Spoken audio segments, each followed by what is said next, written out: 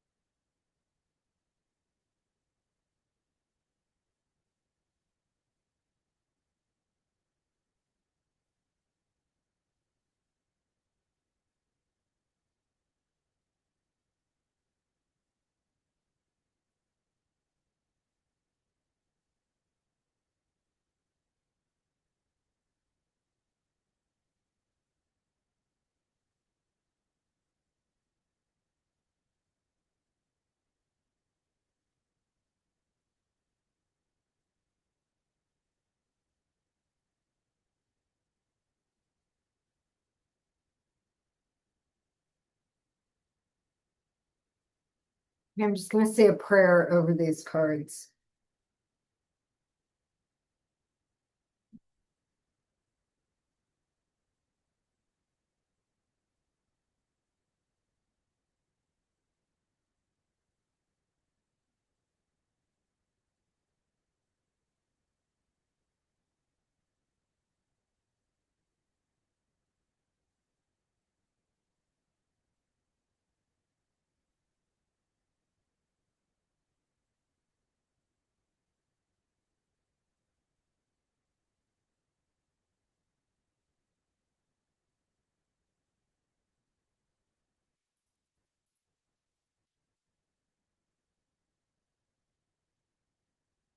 Oh, there we go. Hmm.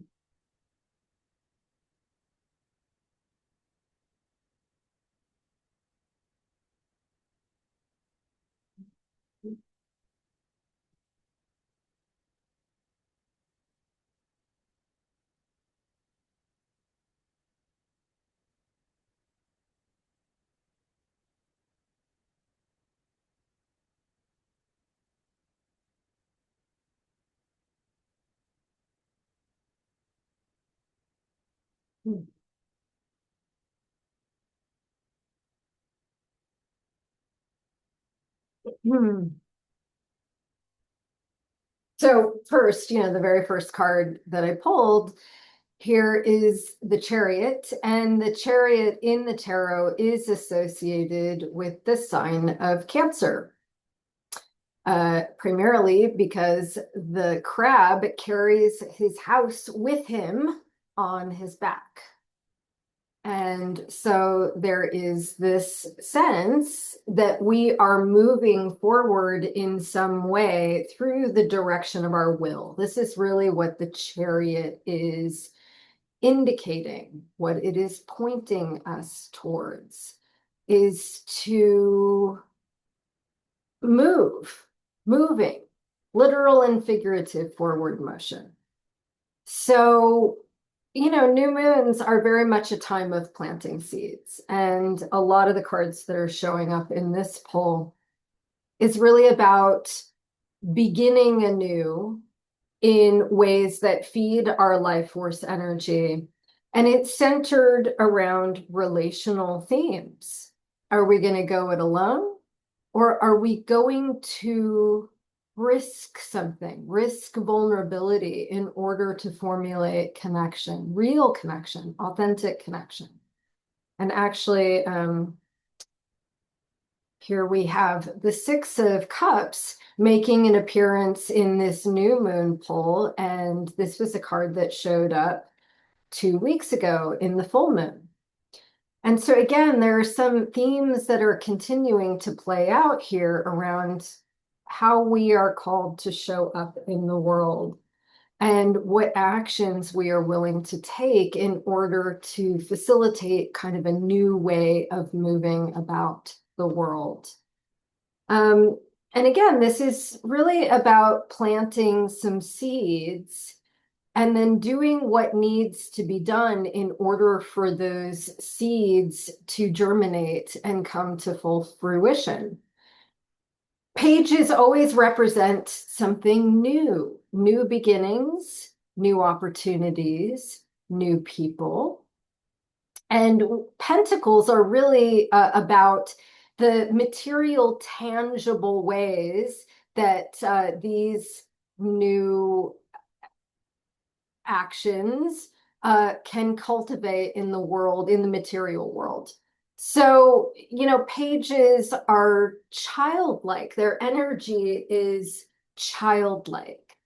The child is new to the world. The child is not operating out of preconceived notions over how things should be. And that is because they don't have any previous experience to draw from. They can't drag all their baggage from the past because they are brand new. And so the energy of the child or the child's operating system is to explore, to experience, to play around with possibilities and feel into how to what that experience is like. So again, based on this idea of directing one's will and planting seeds for a new outcome, what do we want to experience? We have the ability at this time to pursue people, opportunities, outcomes, events with a kind of mindful intention. And of course, a big element of our chariot driver is that the source of his power is in being in balance, right? Not disregarding the shadow, but not becoming consumed by it. This ability to feel into one's own darkness, the disowned parts of ourselves that are troubled or difficult, and allowing that engagement with those parts to cultivate a kind of wisdom. And in that wisdom, we have efficacy. We can move in a directed fashion and make things happen. And so this idea, like, what is it that we are trying to accomplish? And understanding that these accomplishments take time to take hold. The Three of Wands, well, wand energy is life force energy. So it's the passion that you feel that motivates you to take an action and lights a fire in your belly, gives you a sense of freedom or excitement or inspiration. And the Three of Wands is really indicative of a process that takes place over an extended period of time. This guy is the merchant marine, and he's sending his ships off to sea. You can see them on the horizon. And as he's watching his ships leave the harbor and disappear below the horizon, he has to trust that his ships are going to come in eventually. It doesn't happen overnight. This is not an instantaneous result. We set something in motion, and then it takes time for that to come back in a fully realized form. So one of the underlying messages of the Three of Wands is don't quit before the miracle happens. Don't allow self-doubt to interrupt this process. It is very common for human beings to be impatient, right? I set that thing in motion, I took that action, and where are the results that I'm seeking? And in that state of anticipation, all that kind of anxiety arises. Maybe I don't get to have the thing that I truly desire, that I have worked hard for and put energy into. Maybe I don't get to have that relationship that I am seeking. Maybe I don't get to see changes in the world come to full fruition, no matter how much I put energy and effort towards it. And there is a tendency to sort of talk ourselves out of it, right? To give up. And the Three of Wands is really a promise that what we are seeking is also seeking us. And to stay the course, to do our part. When we put something out there, we have a part, just like planting seeds in a garden. When you plant seeds underneath the soil, it takes time for those little shoots to make their way above the earth. And in the meantime, we have to pull the weeds and we have to water the ground. And we can't see what's happening underneath. So we have to trust. We have to cultivate a sense of trust. We have to continue to do our part and give time to this process to unfold. So again, this idea of moving forward, planting seeds, and then giving it the time and space to develop as needed. And this theme here, how do we want to do it? Do we want to go it alone, or do we want to connect with others? Which feels right?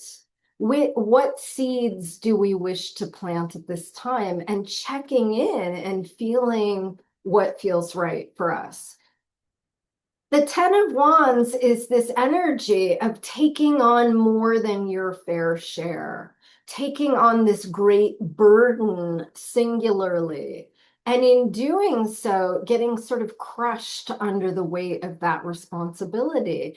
And there's only so much that we can do as individuals. We really, human beings are social creatures. We need one another. We need community in order to do anything, to build structures, to co-regulate with one another, to feel that there is a sense of meaning to our lives. We just can't do it all on our own. And so, where are you taking on more than your fair share? Where can you look for others to help you along the way? And then, of course, practice discernment with who you're asking for help from.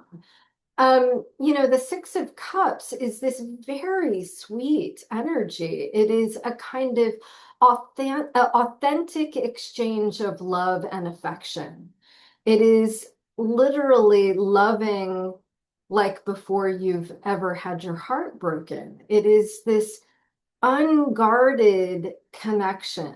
It is not self-conscious. It is not seeking self-protection. It is giving in this beautiful way. And the implication of the Six of Cups is that when we give of ourselves in this way, then that is also what we receive in kind. There's this expression of reciprocity that is so beautifully illustrated in this card. And so, the difference is clear, right? In one way of doing things by, relying solely on our own power, our own skills, our own, you know, actions, we suffer. It depletes our life force energy. When we come together with others and we are willing to be open and express our needs and desires, and we're also willing to give of ourselves, then that's when we can find our true power, where we can be restored to a place of fully expressed life force energy and creativity. Queens represent mastery, maturity, and are highly creative. So this idea that this is a time of planting seeds and moving towards a desired outcome. And in doing so, the eventual payoff is going to be a kind of restored sense of vitality. And, look, it's so interesting because like there's just all this wand energy, right? And then it's sort of indicative of a process, right? We have an inclination and we feel something, and then we take action in order to make it happen out in the material world. And, there is this indication that we're at a kind of crossroads, that there is a pinnacle moment where we're being called to take mindful action in order to, get things done and have the good things in life that we are wanting for ourselves.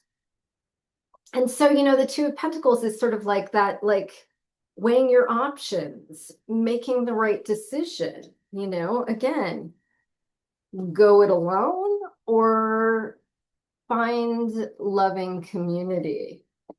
And, the final piece here, the only sword of our pull here is the Eight of Swords, which is just indicative of,